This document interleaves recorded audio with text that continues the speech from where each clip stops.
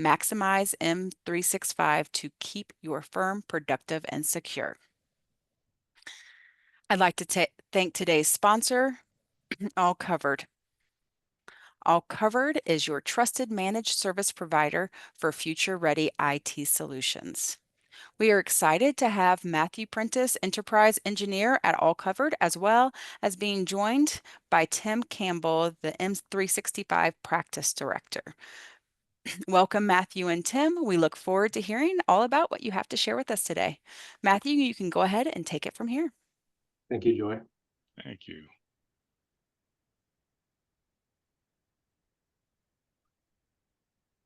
I think we're up. All right. Well, hi, everybody. My name is Tim Campbell. I'm the M365 Practice Director at All Covered, and Matthew is my right hand.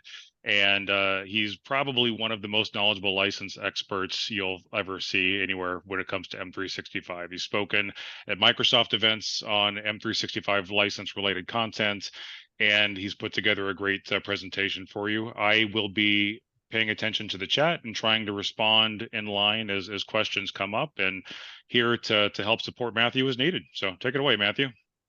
Thank you, Tim. Appreciate that. Joy, before we get too far into this, would you mind putting up a poll for us? Everyone, we'd like you to just take a moment and answer a quick poll that we have and just help us understand which is your primary Microsoft 365 core user product that you're using at your firm. While you're getting a chance to submit this poll, we're waiting for answers to come in. There will be a few other opportunities for us to get together and to engage each other. All Covered, we will be at the ALA National Convention coming up in Nashville next month. We'll be at booth 410. If you think of questions after this session or during the session but don't get a chance to ask them, please join us there. I expect to be at the booth most of the days, except for when we do have our actual business matters session that we're going to present on Monday the 19th. We'll be there presenting a session. And then the third option that we have here is we have a webinar coming up on May 7th called Legal Leaders Panel, and we'll be on that one, so another chance for you to engage with us if you wish to. How are we doing on the poll there? Joy, do we have? Yeah, and Matthew, you're not advancing the slides yet. We're still on the first slide, but let me go ahead and share the results as well. All right, and I will get to that slide. Why is that slide not advancing? Thank you for that.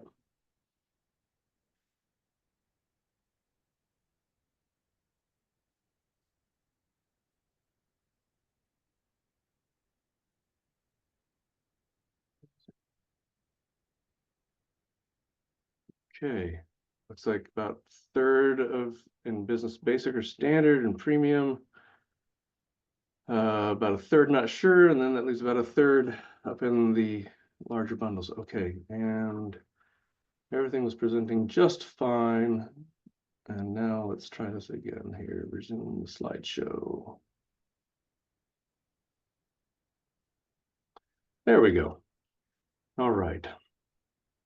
So yes, some opportunities to meet us if you'd like to. And let's go ahead and head on into the content here. There are, just even by the survey you saw, a number of products that you can use for your users as a core product, and then add on any number of add-ons to that, and you get hundreds of combinations. This is not what you want. It'll make your life too challenging to administer the organization or to even have communication and to work things out with those that administer your firm. And really what you want is to bring it to simplicity and have only 2 or 3 user personas usually are sufficient. Maybe a few add-ons there, but those add-ons should be the exception, not the norm. And additionally, when you're using a single platform like Microsoft 365 and not trying to integrate other platforms to do parts of the work that Microsoft 365 can do for you, you're going to have an easier time. There will be single area for reporting. The platform will integrate together with itself and therefore work to achieve a better result. And you won't have to worry about where there are gaps, maybe between what you've done through Microsoft 365, but what you're trying to do through another third-party product. There will always be a gap somewhere there, or there may even be an overlap of functionality, and now you're overspending. So keeping an eye on the budget too. let's get into what we're really here to talk about. Security features and taking advantage of the licensing that you have and making sure that you understand why there are other licensing options that are maybe more efficient. Every tenant since 2019 has had what was called security defaults as its initial security package made available to you. Microsoft took this as a secure by default option. However, this is more like a sledgehammer, a blunt tool, and not a fine tool to do the work for you. Security defaults, when you implement it and you register, you are registering and setting up conditional access or setting up security defaults and multi-factor authentication. However, there's no certainty that you're actually even going to be prompted for that multi-factor authentication. Some might feel that it's a great thing because great, you're not going to be bothering your users. However, the real issue becomes that now you're not sure who's really logging in as your users. Is it someone else who sat down at that desk, or is it someone who's sitting down at their parents' computer at home because they found the password sitting next to a coffee cup? You don't know who it is because they haven't validated themselves. So when you get into multi-factor authentication, now you've assured who it is that is really logging into the computer.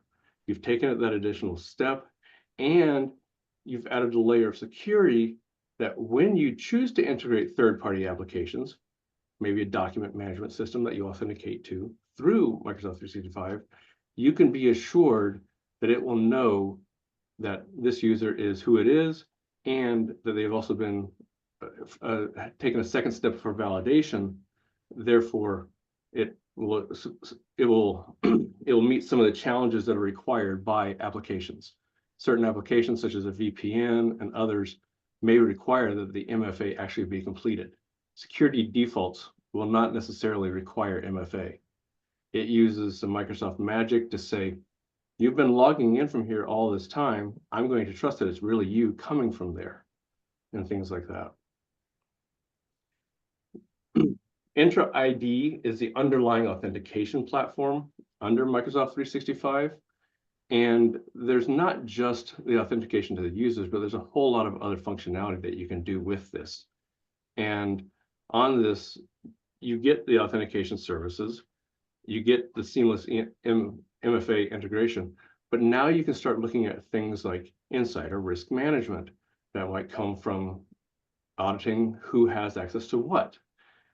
You have conditional access policies that will be fine tools to say when users log in from here, or when users log in from outside the office, or even when users log in from a computer that is known to your organization, you can start putting in additional security measures to make your staff's life easier, and yet still maintain the security level that you need to ensure it's your users that are getting into your environment. There's also the ability to do the monitoring and the compliance. And so all of this will continue to go through. You'll see how different components of Microsoft 365 can bring this functionality for you. Data loss prevention. Your organization is entrusted with a lot of private information. Maybe that's maintained in a separate platform, but a lot of that information is also going to come through via email. A lot of that information can also leak out of your organization via email, Teams, OneDrive, SharePoint. DLP is a functionality that allows Microsoft to, through machine learning and through rules, to watch what data is moving where, and to either put alerts up or to fully block the transfer of that information. Maybe you don't want those documents being sent out via a regular email and they need to go out through a secure platform. Maybe someone shouldn't be sending out the social security numbers on an Excel spreadsheet of those involved in whatever this situation is. And it's these kind of things that DLP has the ability to monitor and manage and make sure that data is not leaking out of your organization. You know information will be coming in, but don't let it go out. That's your responsibility once you have a hold of it. Here we have an example of a rule that is in place, and this is just a couple of default rules actually from Microsoft. And in this particular spreadsheet, you can see off to the left here, there's a spreadsheet that was being noticed in a OneDrive, and it found two issues. It found a credit card number, or what it believes to be a credit card number, and what it believes to be a social security number. And so off to the right-hand side, it's showing you the first match for the credit card number. It's 16 digits long, starts with a 4, ends with, whatever. And so it's done some of these checks. This is logic that Microsoft has to verify your data, to verify the data that's finding in your environment. Now you might also notice about 3 lines above that yellow highlighted line, there's what looks like it could be a social security number. It's 9 digits. Maybe that's a 9-digit number that's an identifier instead of some kind, but it's not a social security number. You can build in rules to help correct this situation then and not identify false alerts. As you go through and you train these platforms, they'll develop some false alerts, but then you work through that and you resolve that and it no longer becomes an issue. You never want to deploy new technology, whether it's DLP or some of these other things we're talking about, organization-wide from the get-go. You want a small test group so that when you do start to deploy this, you have a limited number of people that'll be affected by who will understand what's going on, and you're working with them to take next steps forward. I'll add real quickly too. Like, this is an example of a policy for social security numbers and credit card numbers, but this could be a policy in place about a case name or a company name, right? Where you wanted to trigger a DLP alert, either to stop it or to notify you if data was being exfiltrated or leaving your protected environment with keywords like a customer name, case name, anything like that. So this can be used in a lot of different ways. But the obvious ones are for financial data. I was just on a call with a customer a couple weeks ago, and they were looking at this and going, we can start using certain key phrases that are always in documents that should never be sent out of the organization. And so absolutely, it's configuring custom rules or using the native rules to be able to protect your organization.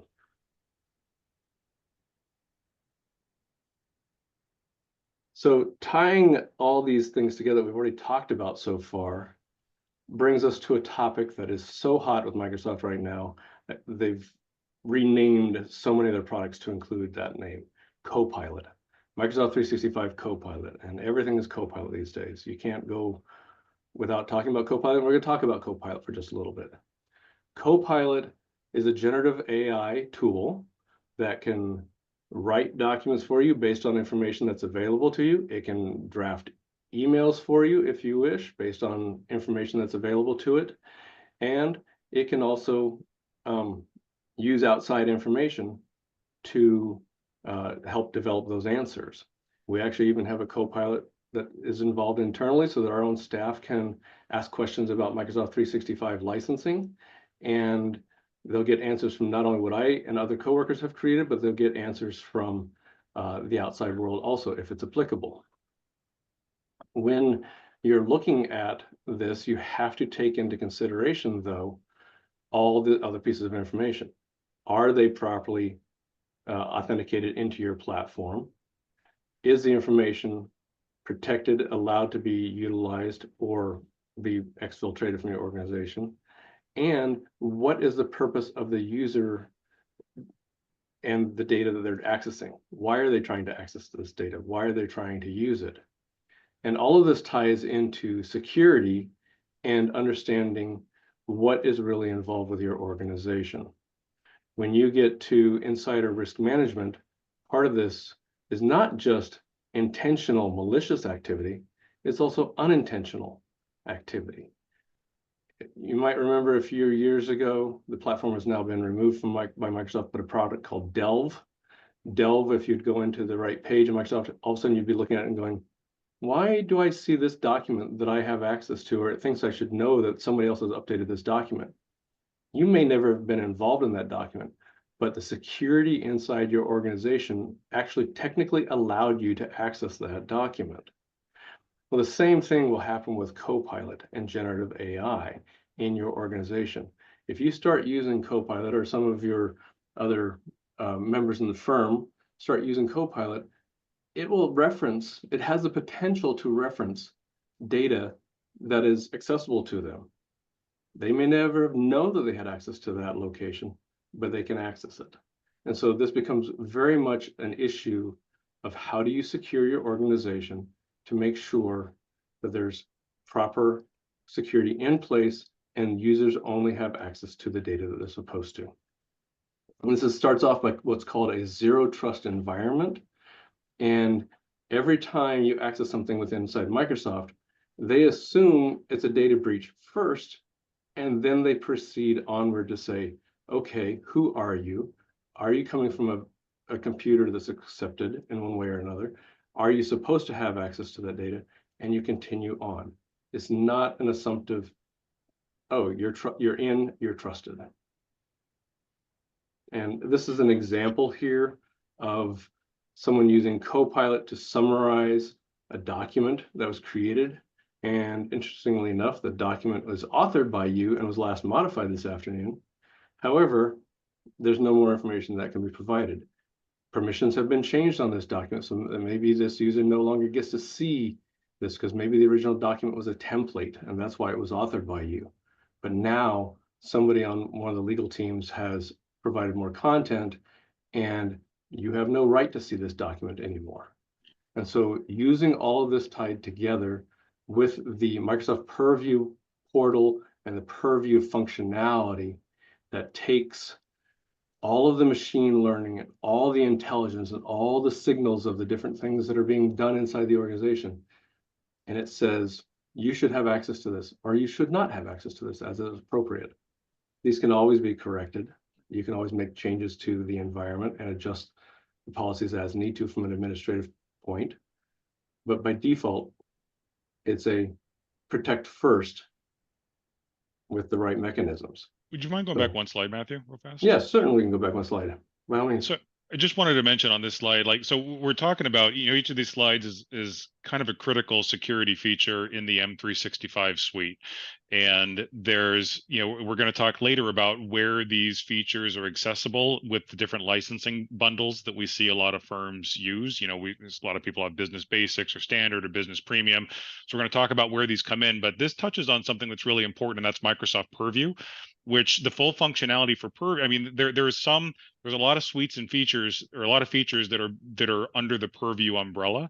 But the key features that are really needed to secure your firm for turning on Gen AI and Copilot come with the E5 compliance bundle. And we'll talk about that a little bit later, but this is where everything that we've talked about so far starts to come together. Information protection is a lot of the Entra ID governance. There's data loss prevention, which we talked about, the IRM that we talked about.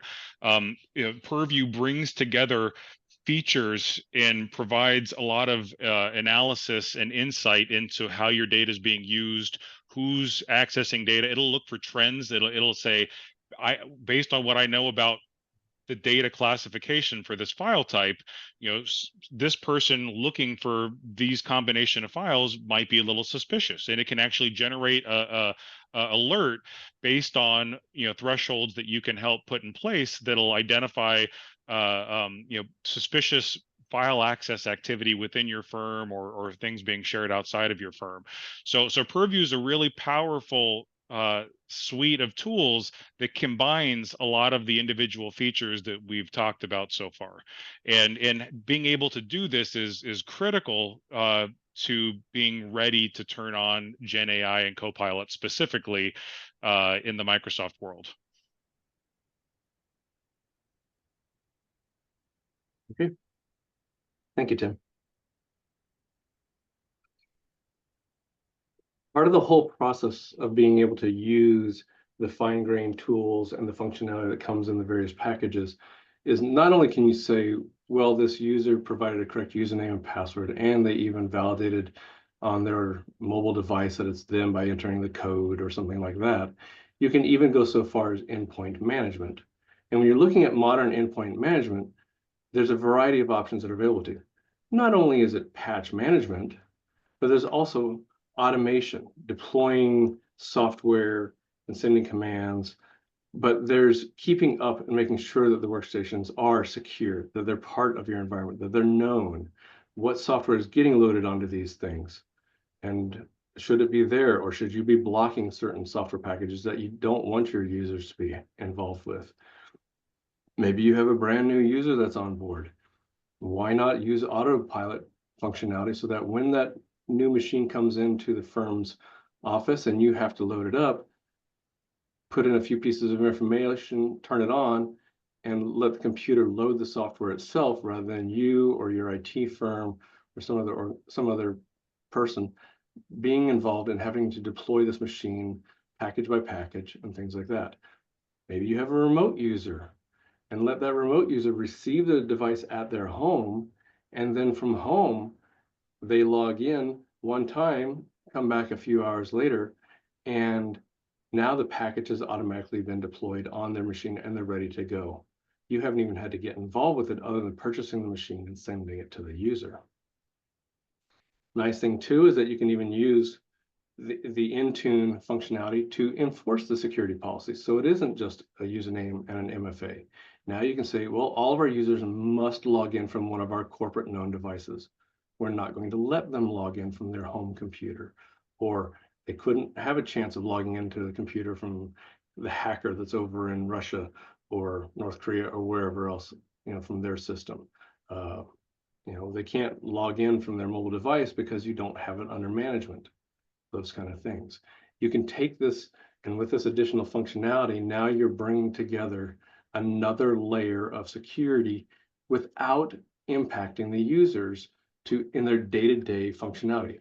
This is all where this all comes together, is that you want your users to be able to do their jobs, do them well and efficiently and effectively and timely, but you need to have this level of security that will allow your organization to know that it's them who are doing the work and that you avoid the potential risk of a compromise and all the effects that has with an organization. I think Matthew made a really good point earlier with the slide with the rocks, and there's a quote about simplicity. And the more you do with M365, the more M365 has visibility into what's happening with your data, with your endpoints, with everything in your environment, and the better it can protect you. And every time there's a different platform involved in your security stack, there has to be some kind of overlap between one product and the other. And every time there is a connection, where two products overlap, there is a potential security problem. And so the fewer the number of platforms you have protecting your firm, the more secure your users are and the more secure your data is, which is why M365 is such a great opportunity for security. Yeah, Microsoft 365 is designed to work well with each of its own components. It works with each other within itself, where bringing in a third party, now you're having to cross those boundaries and potential risk. There are other endpoint management platforms, but why not use one that fully leverages the capability of Microsoft 365 and can tie it in, provide that additional layer of security, not just patch management or not just automation of deploying workstations and things like that. So looking at the functionality, and we saw that on the survey that was done early on, there are some of the staff that have, or some of the organizations that have the licensing that allows you to do this, do DLP, do whatever it might else be that we've talked through. But not every, this is not built into every software product that you're going to use for your users as a core product. So what does it take to get you there when you want to do some of this functionality? I realize that the table on the right-hand side is going to be hard to read, but the point of this table is this table contains the topics that we've been talking through. And we want to make sure that the emphasis is, if you want, and you heard Tim say this earlier, if you want to do all of this functionality, M365 is king. Okay, the Microsoft 365 E5 bundle contains all of the feature sets. It is designed by Microsoft to be the premier feature-rich package. There's a price tag that goes with it, of course, but you have to look at it and say, well, is that price tag, the better purchase than dealing with a risky compromise that has now taken time away from, whether it's the the corner office attorney or anything else, there's rationale for this. And the other point of this table is to see just how little is provided by certain packages. Okay. Each of these on here, and we'll zoom in a little bit on the next page, were all mentioned in the chat or in the survey up front. Business Basic was there also, but if you look at what just Business Standard has, and you know that Business Basic has even less, okay, Office 365 E1 has less than Office 365 E3. But what you can see is there is some limited functionality. And this is a path that you can grow through. Okay, you don't have to make the leap today all the way up to E5 so that now you're paying for packages that you don't use even, a significant portion of the enhanced functionality. Why not go through and, work a process to this year we're going to do this and we're going to achieve this functionality. Next year we're going to do this functionality. The year after that we're going to do this functionality. Maybe your timeline is 6 months and things like that. Microsoft will gladly let you upgrade your products in term, and therefore you can keep moving upward without feeling like you're stuck for a year or whatever remainder of term it is on your licensing.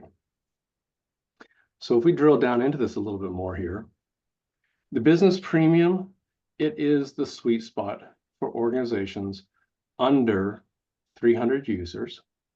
And Microsoft has just come out with an announcement for a security enhancement to it that really, as a combined product, provides a very strong security foundation for users. Okay. When you look at Business Premium, you gain some additional functionality so you can do that fine-grained conditional access policies for authentication. You also gain the user functionality so that you can do additional groupings of authentication and logins and resets for passwords and things like that. All that functionality comes into play when you involve systems, because more than likely your organization is not exclusively Microsoft 365. If you are, congratulations, you've made that leap and you're exclusively 365, but most organizations still have some form of on-prem systems that you need to have it tied in with it. Business Premium lets you take advantage of that and work the platform back and forth. Microsoft 365 E3 is the big brother of Business Premium, and it brings some additional functionality with it. It also brings a price tag with it. Okay, what are you going to go with that? Office 365 E3 is a portion of Microsoft 365 E3. All Office 365 E3 is providing you that core functionality of the Office applications, the ability to use OneDrive and SharePoint and Teams and things like that. It has none of the security enhancements that come with Microsoft 365 E3. So often I hear questions about, oh, Office 365 E3 includes Intro, right? Or it includes Intune. No, Office 365 E3 does not. It is purely an Office suite. That's why they still retain the product name instead of completely getting rid of that product name. Microsoft 365 E3 is the bundle. Microsoft 365 is even the bigger bundle. But notice in between here, there's this add-on for the E5 security add-on.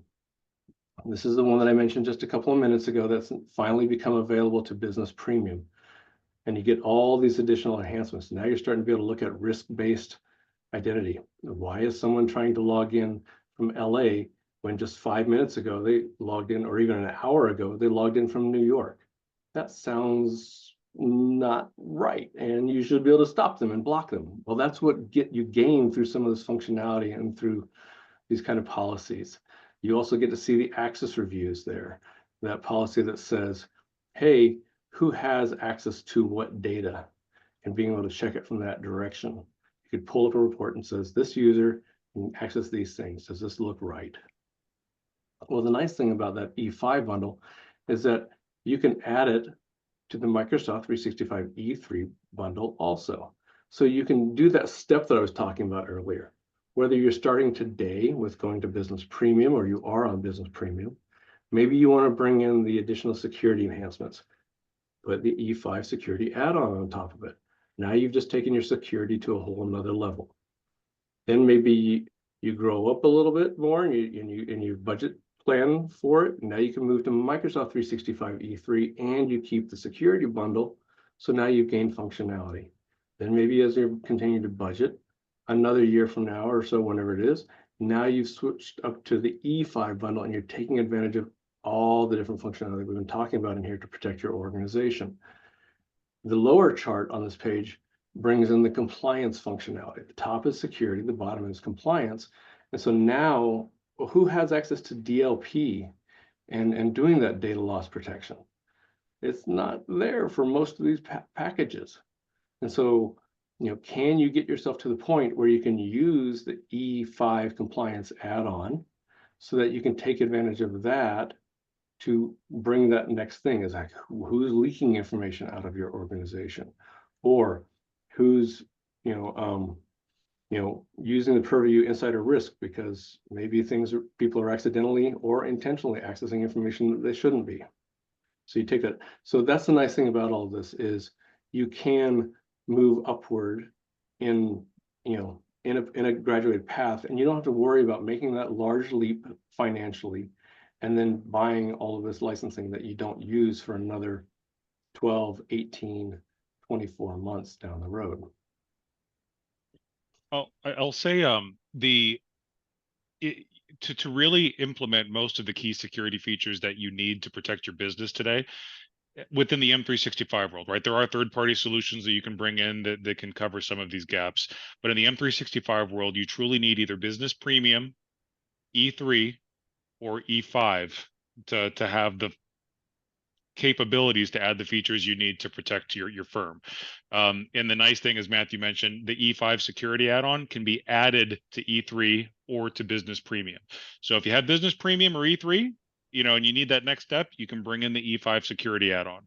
But really, Business Premium, E3, and E5 are the only three bundles that give most of the key features that you need to protect against most of the scenarios we're being warned about today. I did happen to just peek at the chat for just a moment here, and you can get yourself into challenges and problems when you start doing too much a la carte. And you definitely want to look at the bundles.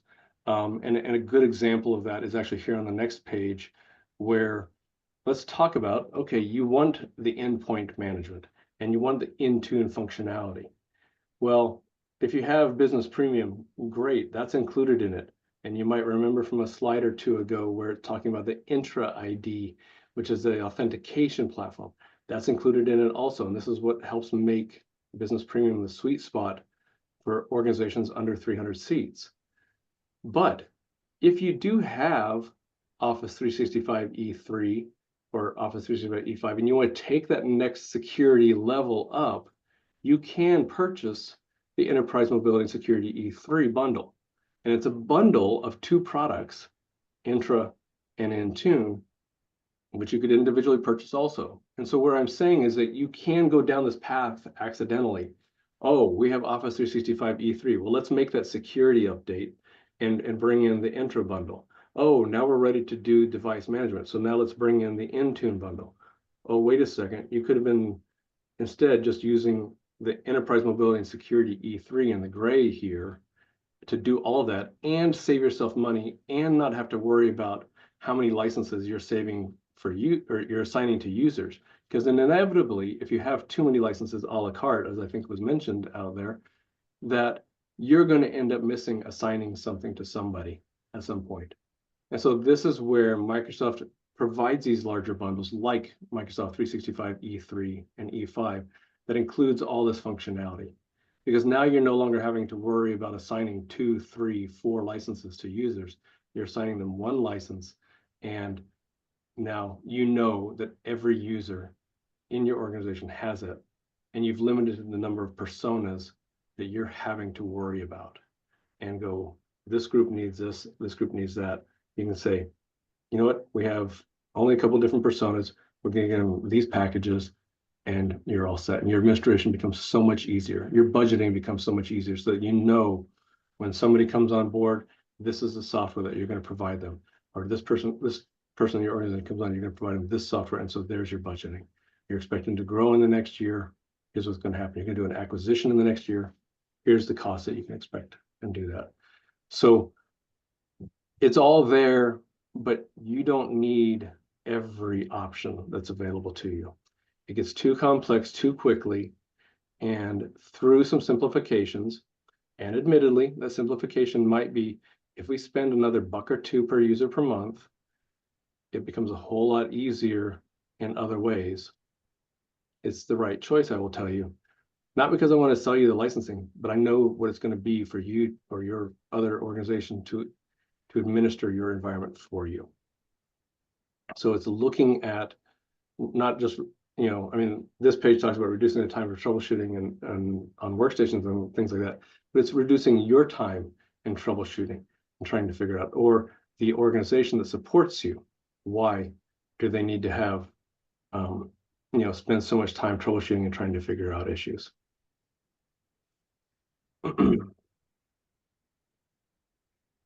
And I apologize, my computer's screens got out of sync on slide synchronization somehow. It all worked very beautifully during our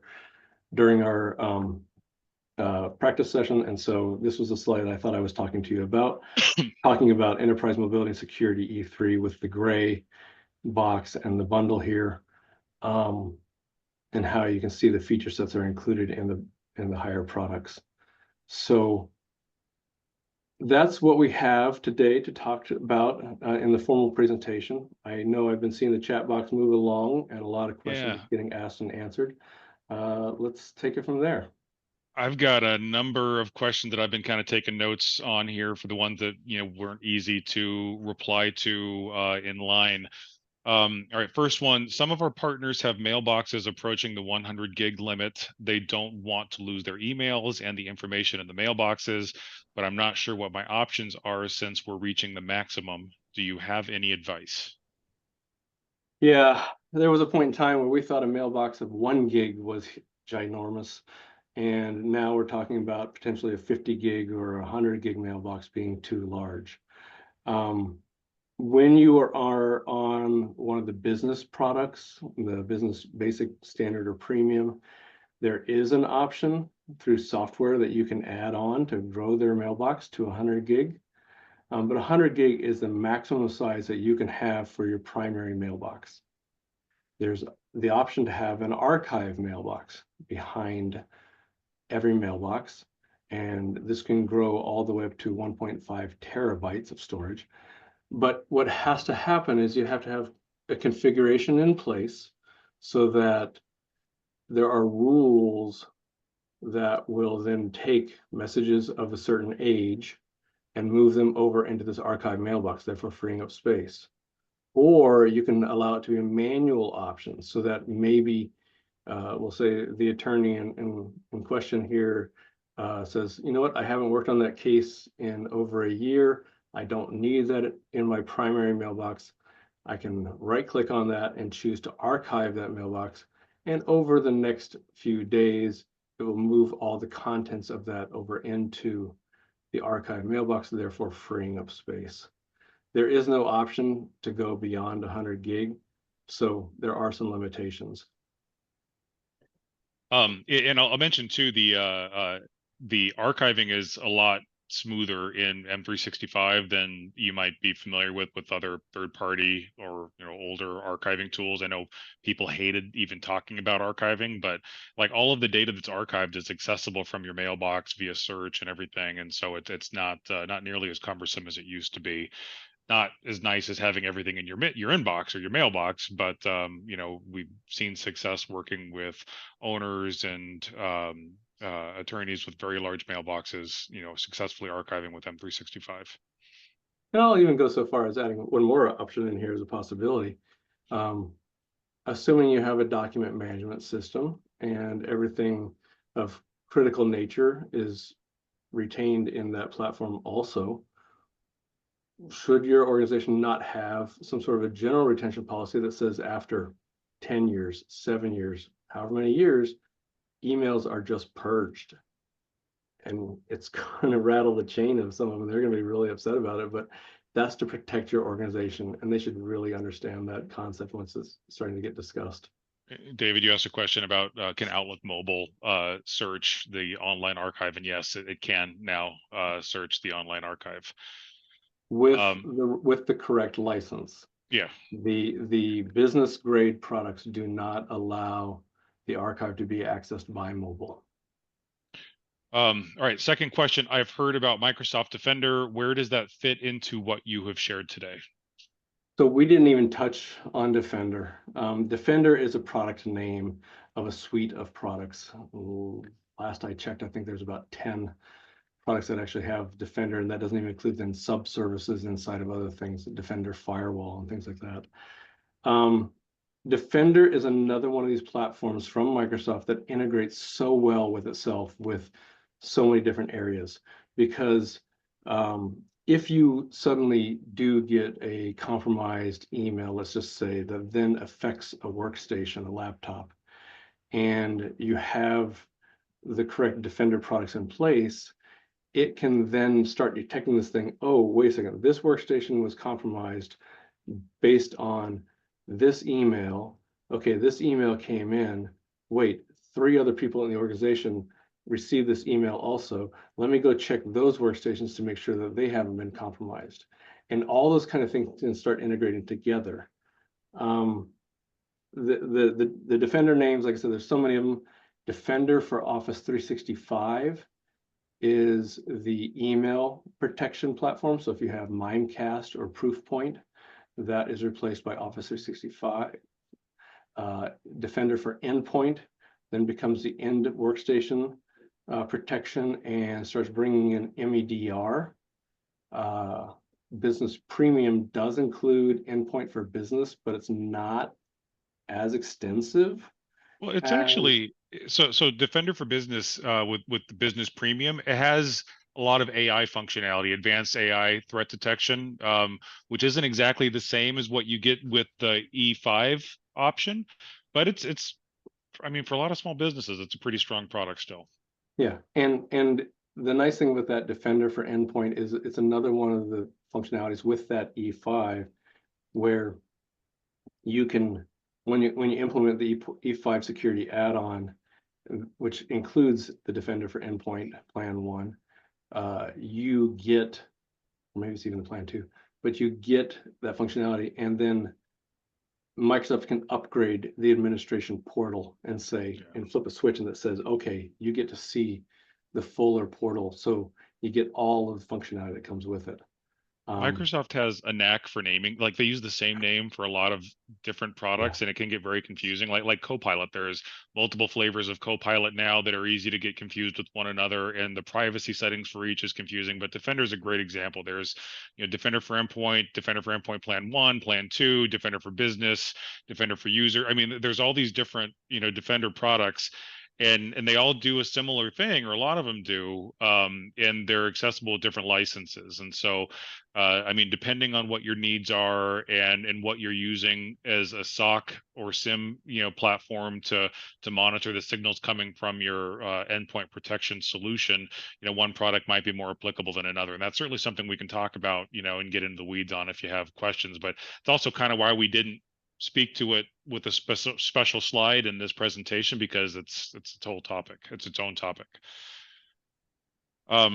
All right, so just to kind of keep things moving along, there's the next question, Matthew. This may be really basic, but I need to encrypt emails we send to clients. How do I do that? Microsoft 365, when you get to the Business Premium or the Office 365 E3, not the Office 365 E3, which is a component of Microsoft 365 E3. So either Business Premium or something that contains Office 365 E3 or higher comes with an email encryption functionality in the platform. So presumably then you can do away with something like Mimecast or Proofpoint or some other third-party email encryption. It does send If you're sending messages internally that are encrypted, it will automatically decrypt them between the users. But then if that message is forwarded over to a third person, so Tim and I are emailing back and forth, we send a message over to Joy, Joy wouldn't be able to open that message. But then if we're sending an email outside of the organization, and that person is not, if that person that's receiving it is in a Microsoft 365 organization, the message will automatically decrypt. But if they're not in a Microsoft 365 organization, then they'll get that web link to take them to the page, to log in, and to access the email that way. So again, this is a place where Microsoft has built in this functionality that works very well between organizations that are using Microsoft 365. Even if it's known that separate organizations, you can send those emails across that way. All right, thank you, Matthew. Misty asked a question. What does the email sender receive regarding the DLP policies being violated? That's a great question, Misty. And it's you can create all kinds of rules in the policy that you build, similar to how when you create an Outlook rule, you can say, if I get this email, I want, to meet these criteria in the subject. I want you to send a notification to so and so. I mean, you have similar tools when you're creating the DLP policy that'll let you have control. Like, do you want an email to go to the owner, or do you only want it to go to an admin? You can do a lot of things in there to give you some extra functionality. Yeah, and it can be so far as when you're setting up DLP, and maybe even just early on when you're just starting to work with it and set the foundation for your organization, it can pop up a warning message that says, we think this message contains a credit card number in it, or the key phrase of a particular client that should not be mentioned outside, type of thing. That can be popped up as a warning. You can even go so far as setting it to prevent the message from being sent in an email or something like that. So yeah, there are various options that can come up, and maybe the user gets nothing, but an administrator gets a message that says this was sent. And sometimes some organizations will actually turn on DLP at the simplest form like that, so you can at least start to see what data is exfiltrating their organization, and start working on their plan to develop. When you do a DLP project, it's one of those things like you spend 6 months planning and designing everything and testing everything, and then you spend 1 month implementing it, because you've got to get this right. You don't want to impact your users. You don't want to have a negative effect on them trying to do their daily job, but you want it to protect your organization. Absolutely. David, you had a number of questions. I'm not sure we're going to be able to give them all, do them all justice in this call. And so, happy to take some of them offline with you. We'd love to, actually. But one of them, can you address issues with Microsoft URL routing that includes live.com infrastructure that gets wrapped into MS email DLP links? And the example he gave, we had MS URLs that need to be blocked due to client control requirements that prevent us from accessing the email DLP portal. So you need to be able to block certain Microsoft URLs, for a normal security policy. And if I'm understanding correctly, that is preventing your users from being able to access the DLP portal. Did I catch that right? Yeah, certainly Microsoft uses a significant number of addresses and things like that, and right, it can get challenging with that. Yeah, I personally don't have an answer for that. I don't get into that side of the implementation. We can certainly talk to it. Tim and I can take it back to teams that do implement that, and we can get you some answers, and we can look at that, David. That's too far down into the actual functionality for me to be able to give you a good answer. Yeah, right. No, I certainly can see understand that that would be situation. a concern. Well, tell you what, David, I'll grab your info, and Matthew and I, we can connect with you and do a little bit of a deeper dive in some of these other questions. You asked another question that I thought would be a good one to kind of talk about with the group here too, and that was about a Copilot privacy concern that was raised. And it sounded like you were referencing a specific situation that I'm not familiar with, but I can speak a little bit about it at a high level with how it's supposed to work. And Microsoft has, they've spent a lot of time and energy, creating a Copilot privacy pledge, an AI pledge for how they treat the data that they are, given control over. And one thing that can be a little bit confusing is how there's multiple flavors of Copilot, right? There's Copilot for M365. When you have Copilot for M365, Microsoft is pledging like your data stays within your tenant. Yeah, and the Copilot LLM will not train itself on any of your business data, won't share it with anybody, won't do anything with it that it's not supposed to. But that's for Copilot for M365 users. There's also Copilot for everything else now, right? Copilot's in Bing. Copilot is showing up in Windows 11 computers if you don't have it turned off by policy. And that is, a Copilot very akin to Chat GPT, that does use public LLMs, and they don't have the same level of privacy guaranteed. When Copilot is used with that free version that they're embedding in near every Microsoft product these days. And so, if there was a specific situation that you were referring to where Copilot for M365 data was shared with Microsoft employees inappropriately, I'm not familiar with that, but as Microsoft has stated, that's not supposed to be the way that it works. Yeah, and right, I scrolled back in the chat and I saw that question asked by David. Right below, there's a question from Matt about using premium licensing. Is there a way to disable Copilot for users? This goes back into Microsoft renaming everything Copilot. Sometimes there's been a joke, hi, we're Microsoft, we're a Copilot company. If you look at some of the diagrams they have out there, there's 130 products that have the name Copilot associated with them now. They've even taken the platform, the program that we belong to as partners, and put AI or Copilot in the name of it now. Where I'm going with this though is, Matt, your question about disabling Copilot, that might be just the functionality of using the Bing search, which they've just renamed Copilot. And so that's just a search engine. And so that may not be shut off, but yeah, to Tim's answer, users can buy the Copilot licensing on their own now. Microsoft's made that available to the chagrin of many IT administrators and to the pain of many IT administrators. That can be turned off. So yeah, this is one to dig a little deeper into and see what your situation, what you're looking at, just because the name Copilot is just so confusing in so many different ways.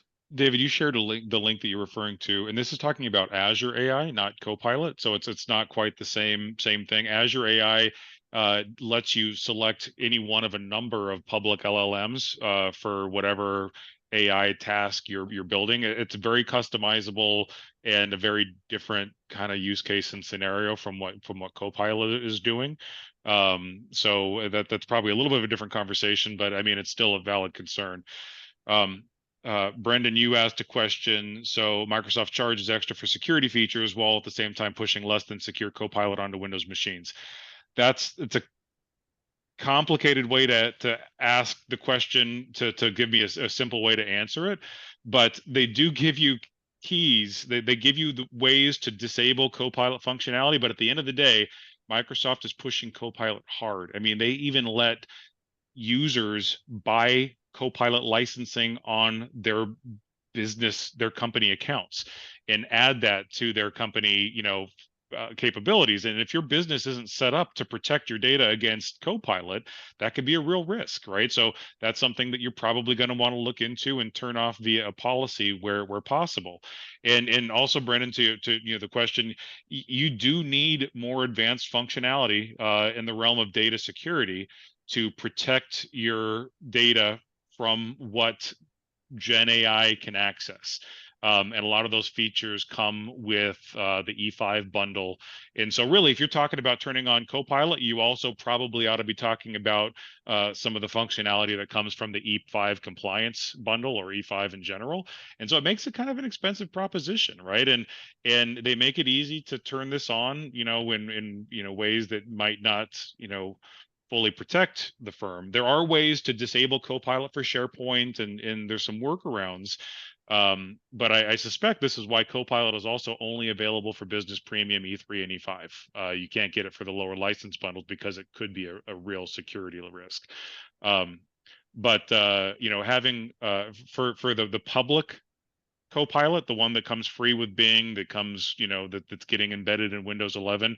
I mean, it's probably a good idea for your firm to have some kind of an AI policy to talk about that and address acceptable use for AI at your firm, because that's one of there's three main AI related concerns that IT executives are worried about right now.